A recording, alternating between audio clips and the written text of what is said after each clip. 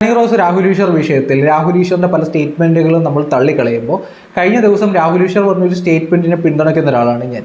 രാഹുൽ ഈശ്വർ കഴിഞ്ഞ ദിവസം വളരെ പ്രാധാന്യമുള്ളൊരു വിഷയത്തെപ്പറ്റി സംസാരിക്കുന്നത് കേട്ടു.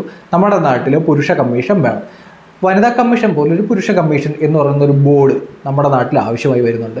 കാരണം നമ്മുടെ നാട്ടിൽ സ്ത്രീകൾ കാരണം ബുദ്ധിമുട്ട് അനുഭവിക്കുന്ന പുരുഷന്മാരുടെ എണ്ണവും വളരെ കൂടുതലാണ്. ഓരോ എക്സാമ്പിൾ സഹിതം വേണമെന്നുണ്ടെങ്കിൽ ഞാൻ പറയാം. ഇനി ഹണി റോസ് വിഷയത്തിൽ രാഹുൽ ഈശ്വറുമായി ബന്ധപ്പെട്ട സ്റ്റേറ്റ്മെൻറ്റുകളും പലതും ഞാൻ കേട്ടു. ആസ്ഥാനത്തായി പല സ്റ്റേറ്റ്മെൻറ്റും രാഹുൽ ഈശ്വർ പറഞ്ഞിട്ടുണ്ടായിരുന്നു. ഈ ഒരു സമയത്ത് രാഹുൽ ഈശ്വർ ഹണി റോസിൻ്റെ വസ്ത്രത്തിന് നീളം വളക്കേണ്ട കാര്യമില്ലായിരുന്നു. ബോച്ചെ പറഞ്ഞ ഡബിൾ മീനിങ്, അത് വസ്ത്രത്തിൻ്റെ പേരിൽ നമ്മൾ കമ്പയർ ചെയ്യേണ്ട കാര്യമില്ല.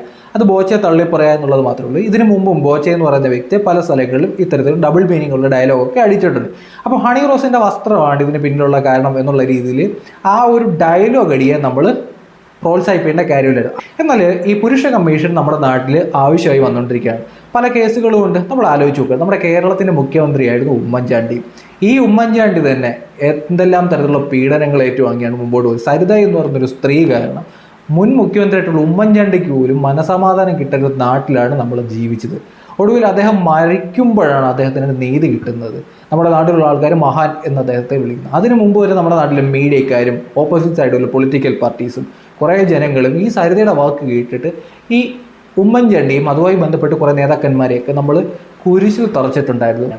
ഇപ്പോൾ നിവിൻ പോളിയുടെ കേസ് നമ്മളിപ്പോൾ കണ്ടതല്ലേ. നിവിൻ പോളിയുമായി ബന്ധപ്പെട്ട് ഒരു സ്ത്രീ മീഡിയയിൽ വന്നിട്ട് അവരുടെ മുഖം മറച്ചിരുന്നിട്ട് പറയുകയാണ്, ദുബായ് കൊണ്ടുപോയിട്ട് നിവിൻ പോളി ഇവരെ മയക്കുമരുന്ന് നൽകി ഇതിൽ പീഡിപ്പിച്ചു എന്നുള്ള രീതിയിൽ പറഞ്ഞു. അവസാനം കേസ് കഴിഞ്ഞപ്പോൾ എന്തായി? നിവിൻ പോളിയുടെ മുഖം ഏതെല്ലാം തരത്തിൽ വികൃതമാക്കാൻ ഇവിടെയുള്ള ആൾക്കാർ ശ്രമിച്ചു. ഇപ്പോൾ എന്താ? ആർക്കും ഒരു നടപടിയില്ല. ആ സ്ത്രീ അറസ്റ്റ് ചെയ്തോ? ഇല്ല. എന്താ അറസ്റ്റ് ചെയ്യാത്ത? കള്ളക്കേസല്ലേ അവർ കൊടുത്തത്. അപ്പോൾ ഇതുപോലെ കുറേ കലാപരിപാടികൾ സ്ത്രീ ആണ് എന്ന പ്രിവിലേജിൻ്റെ പേരിൽ പലരും കാട്ടിക്കൂട്ടുന്നുണ്ട്. പക്ക ഫ്രോഡായിട്ടുള്ള സ്ത്രീകൾ നമ്മുടെ നാട്ടിലുണ്ട്. യൂട്യൂബിലൊക്കെ കയറിയിട്ട് വ്യാജ പീഡന പരാതി എന്ന് ജസ്റ്റ് നിങ്ങളൊന്ന് ഗൂഗിൾ സെർച്ച് ചെയ്ത് നോക്കുക, കാര്യങ്ങൾ വ്യക്തമായി നിങ്ങൾക്ക് മനസ്സിലാവും. അപ്പോൾ ഇതുപോലെ പല പ്രശ്നങ്ങളും നമ്മുടെ സൊസൈറ്റിയിൽ നിലനിൽക്കുന്നു. അപ്പോൾ ഇപ്പോൾ മെൻസ് അസോസിയേഷൻ എന്നൊക്കെ പറഞ്ഞ് കുറേ ആൾക്കാർ വന്നിട്ടുണ്ട്. ഇമാതിരി ടീംസിൻ്റെ ഈ വൃത്തിയിട്ട പരിപാടി ഒന്നും നമ്മൾ സപ്പോർട്ട് ചെയ്യുന്നില്ല. കുറേ ആൾക്കാരൊക്കെ ഇതുപോലെ ജയിലിൻ്റെ മുമ്പിൽ പോയി മാലയിട്ട് സ്വീകരിക്കുന്ന കലാപരിപാടി ഒന്നും നമ്മൾ സപ്പോർട്ട് ചെയ്യുന്നില്ല. പക്ഷേ ഇവിടെ അഡ്രസ്സ് ചെയ്യേണ്ട ഒരു വിഷയമാണ്, പുരുഷന്മാരും നമ്മുടെ നാട്ടിൽ സ്ത്രീകളാൽ വേട്ടയാടപ്പെടുന്നുണ്ട്. അവർക്ക് സംസാരിക്കാനൊരു സ്പേസ് നമ്മൾ ഒരുക്കി കൊടുക്കേണ്ടതായിട്ടുണ്ട്. ഇവിടെ പലരുടെ ഒരു വിചാരം ഈ ആൺഭാഗത്തിൽപ്പെടുന്ന ആൾക്കാർ പീഡനങ്ങൾ ഏറ്റുവാകുന്നില്ലെന്ന്. നമ്മുടെ നാട്ടിൽ പ്രകൃതി വിരുദ്ധ പീഡനവും അല്ലെങ്കിൽ പ്രായമായിട്ടുള്ള സ്ത്രീകൾ, കൊച്ചു കുട്ടികളെയൊക്കെ, ആൺപിള്ളേരെയൊക്കെ പീഡിപ്പിക്കുന്ന കേസുകളുണ്ട്. പലപ്പോഴും ഈ മെയിൽ കാറ്റഗറിയിൽപ്പെടുന്ന ആൾക്കാർക്ക് രാത്രി ആയി കഴിഞ്ഞാൽ പുറത്തിറങ്ങി യാത്ര ചെയ്യാൻ പറ്റാത്ത അവസ്ഥ കൂടി നമ്മുടെ കേരളത്തിലും രാജ്യത്തും അല്ലെങ്കിൽ ലോകത്തിൻ്റെ പല കോണുകളിലുണ്ട്. ഇതൊന്നും പലർക്കും അറിയില്ല. പൊറോട്ടയും ബീഫും മേടിച്ചു തരാമെന്നൊക്കെ പറയുന്ന ടീമിനെ പറ്റി വീഡിയോസൊക്കെ കാണല്ലേ, ഇതിൻ്റെ മറ്റൊരു വേർഷൻ പുറത്തുണ്ട് എന്നുള്ളത് സത്യമാണ്.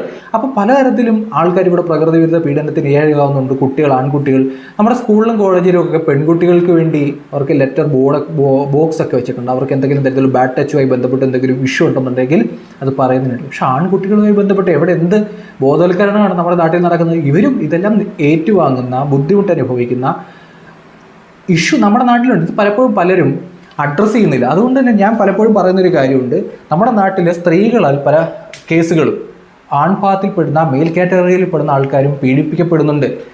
സാമ്പത്തികപരമായി, മാനസികപരമായി, ശാരീരികപരമായി ഇങ്ങനെ പീഡിപ്പിക്കപ്പെടുന്ന അവസ്ഥ നമ്മുടെ നാട്ടിലുണ്ട്. ഉമ്മൻചാണ്ടിയും അല്ലെങ്കിൽ നിവിൻ പോളിയൊക്കെ തന്നെയാണ് പെർഫെക്റ്റ് ആയിട്ടൊരു എക്സാമ്പിൾ. നമ്മൾ കണ്ടല്ലേ. ഹണി റോസിൻ്റെ കുറച്ച് കാര്യങ്ങൾ പറയാം. നമ്മളൊരു ഉദ്ഘാടനത്തിന് പോകാൻ നേരത്ത് അതിനൊരു ഓഡിയൻസ് ഉണ്ട്. ഇപ്പോൾ ജിം ഒക്കെ ചെയ്യുന്ന അല്ലെങ്കിൽ ജിംനേഷ്യത്തിലേക്ക് നോക്കിക്കഴിഞ്ഞാൽ സ്ത്രീകളായിട്ടുള്ള ബോഡി ബിൽഡേഴ്സ് വരാറുണ്ട് ജിമ്മിൻ്റെയൊക്കെ ഉദ്ഘാടനത്തിന്. അപ്പോൾ അതിൻ്റെ ഒരു ഓഡിയൻസ് എന്താണെന്ന് നമ്മൾ മനസ്സിലാക്കുക. ബോഡി ബിൽഡേഴ്സ് വരുന്നൊരു ഓഡിയൻസ്. ഹണി റോസ് അടുത്ത കാലത്ത് അഭിനയിച്ച സിനിമകളൊക്കെ ഞാൻ ശ്രദ്ധിച്ച് നോക്കിയിട്ടുണ്ട്. പല സിനിമകളിലും ഹണി റോസിനെ കാണാനില്ല. ഹണി റോസിനെ എന്തുകൊണ്ടായിരിക്കും ഇവരെല്ലാം ഉദ്ഘാടനത്തിൽ വിളിക്കുന്നത് എന്ന് എല്ലാവർക്കും മനസ്സിലാവും. ഞാനിത് ഇനി എടുത്തു പറയുന്നൊന്നുമില്ല. പക്ഷേ ഹണി റോസ് ഇട്ടുകൊണ്ട് വരുന്ന വസ്ത്രത്തിൻ്റെ പേരിൽ അവരെ ഡബിൾ മീനിങ് പറയുന്നത് കൊണ്ടോ അവരുടെ ശരീരത്തിൻ്റെ പേരിൽ അവരെ അപമാനിക്കുന്നതിനോടോ എനിക്ക് യോജിപ്പില്ല. എന്തുകൊണ്ടാണ് ഉദ്ഘാടനങ്ങളിൽ സെലക്ട് ചെയ്ത് പലരും വിളിക്കുന്നത്? ഇവരെന്തുകൊണ്ടാണ് ഉദ്ഘാടനത്തിൽ മാത്രം ഇത്ര ബിസി ആയിട്ട് നിൽക്കുന്നത് എന്നുള്ളത് ചോദ്യം അവിടെ നിൽക്കട്ടെ. നിങ്ങൾക്കൊരു ഉത്തരം കാണും. ഇനി എങ്ങനെയാണ് വസ്ത്രധാരണം എന്നുള്ളത്? വസ്ത്രധാരണം എന്ന് പറയുന്നത് ഓരോരുത്തരുടെ അവകാശമാണ്. ഞാൻ എന്തുടുക്കണം, നിങ്ങൾ എന്തുടുക്കണം എന്നുള്ളത് നമ്മുടെ അവകാശമാണ്. അതിൽ തന്നെ അവകാശം നിഷേധിക്കപ്പെടുന്ന ചില സ്ഥലങ്ങളുണ്ട്. ഇപ്പം ഞാനൊരു എക്സാമ്പിൾ പറയാം. ഞാനൊരു മുണ്ടെടുത്തുകൊണ്ട് വരികയാണ്. ഈ മുണ്ടെടുത്തുകൊണ്ട് വന്നിട്ട് എനിക്ക് എവിടെ വരെ ഈ മുണ്ട് മടക്കി കുത്താം? എൻ്റെ വസ്ത്രധാരണത്തിൽ എൻ്റെ വസ്ത്ര സ്വാതന്ത്ര്യത്തിൽ നിന്നുകൊണ്ട് എവിടെ വരെ എനിക്ക് ഈ മുണ്ട് മടക്കി കുത്താം പബ്ലിക്കായിട്ട്? ഏത് പോയിന്റിന് ശേഷമാണ് അത് അശ്ലീലമായി മാറുന്നത്? എൻ്റെ സ്വാതന്ത്ര്യമാണ് എനിക്ക് ഏത് വസ്ത്രം ഇടണം, ഏത് ഇന്നർ ഇടണം, ഏത് മുണ്ടുടുക്കണം, ഏത് ഷർട്ട് ഇടണം, അല്ലെന്നുണ്ടെങ്കിൽ ടീഷർട്ട് ഇടണം എന്നുള്ളത് എൻ്റെ സ്വാതന്ത്ര്യം. ഏത് പോയിന്റിനപ്പുറമാണ് ഞാൻ മടക്കി കുത്തുന്ന മുണ്ട്, ആ ഒരു വിഷ്വല് നിങ്ങൾക്ക് അശ്ലീലമായി മാറുന്നത്? അപ്പോൾ ഈ ഒരു പോയിന്റ് എല്ലാ കോർണറിലും ചർച്ച ചെയ്യപ്പെടുന്നുണ്ട്. അതല്ലാതെ ഇവരുടെ ബോഡിയുടെ പേരിലോ അല്ലെങ്കിൽ അവരുടെ ശരീരത്തിൻ്റെ ഏതെങ്കിലും തരത്തിലുള്ള വർണ്ണനയുടെ പേരിലോ ഒന്നും അവരെ അറ്റാക്ക് ചെയ്യുന്നതിനോട് എനിക്ക് യോജിപ്പില്ല. എൻ്റെ പോയിന്റ് വളരെ കൃത്യമാണ്. ഏത് പോയിന്റിന് ശേഷമാണ് ഞാൻ മടക്കി കുത്തുന്ന മുണ്ട് നിങ്ങൾക്ക് അശ്ലീലമായി മാറുന്നത്? അത് ഞാൻ നോക്കേണ്ട കാര്യമുണ്ടോ? അങ്ങനെ നോക്കേണ്ട കാര്യം. അപ്പം അശ്ലീല പ്രദർശനം എന്നുള്ള രീതിയിൽ എനിക്കെതിരെ കംപ്ലയിൻറ്റ് വരാൻ സാധ്യതയുണ്ടോ? പലപ്പോഴും ഞാൻ ശ്രദ്ധിച്ചിട്ടുണ്ട്. പണ്ടൊക്കെ ഈ സ്കൂളിലും കോളേജിലൊക്കെ പഠിച്ചിട്ട് വരുന്ന ആൺപിള്ളേരുണ്ട്. ഇവർ പണ്ട് ഈ ജീൻസ് അന്നൊരു ട്രെൻഡായിരുന്നു താത്തിടുന്നത്. നമ്മുടെ നാട്ടിലൊക്കെ ഭയങ്കര ഡയലോഗ് അടിയായിരുന്നു. കണ്ടില്ലേ, അവൻ ജീൻസ് താത്താണ് ഇട്ടിരിക്കുന്നത്, ഇന്നത് കാണുന്ന രീതിയിലാണ് പോലീസുകാർ ഈ ആൺപിള്ളേരെയൊക്കെ ഓടിച്ചിട്ട് അടിക്കാറുണ്ടായിരുന്നു. ശ്രദ്ധിച്ചിട്ടുണ്ടോ? അപ്പോൾ അത് എന്തിൻ്റെ പേരിലാണ് അങ്ങനെ അന്ന് അടിച്ചുകൊണ്ടിരുന്നത്?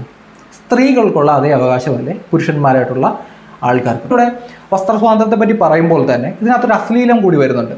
സൊസൈറ്റിയിൽ നമ്മൾ ഇറങ്ങി നിൽക്കാൻ നേരത്ത് നമ്മുടെ ബോഡി ലാംഗ്വേജ് അത് ആൾക്കാർ ശ്രദ്ധിക്കുന്നൊരു കാര്യമാണ്. നമ്മുടെ വസ്ത്രധാരണം ആൾക്കാർ ശ്രദ്ധിക്കുന്നൊരു കാര്യമാണ്. നമ്മൾ എങ്ങനെ നിൽക്കുന്നു, ഏത് പൊസിഷനിൽ നിൽക്കുന്നു എന്ന് കൂടി ആൾക്കാർ ശ്രദ്ധിക്കുന്ന കാര്യമാണ്. ഇതെല്ലാം ആൾക്കാർ ശ്രദ്ധിക്കാറുണ്ട്. പിന്നെ വേണമെന്നുണ്ടെങ്കിൽ മഹാനാണെന്ന് തെളിയിക്കാൻ വേണ്ടി ഇതെല്ലാം വിഴുങ്ങിക്കൊണ്ട് ചുമ്മാ ഇരുന്ന് ഡയലോഗ് അടിക്കാനും എനിക്ക് പറ്റും. പക്ഷേ ഇതൊക്കെയാണ് ഇതിനകത്ത് കുറച്ച് പോയിന്റ്സ് വരുന്നത്.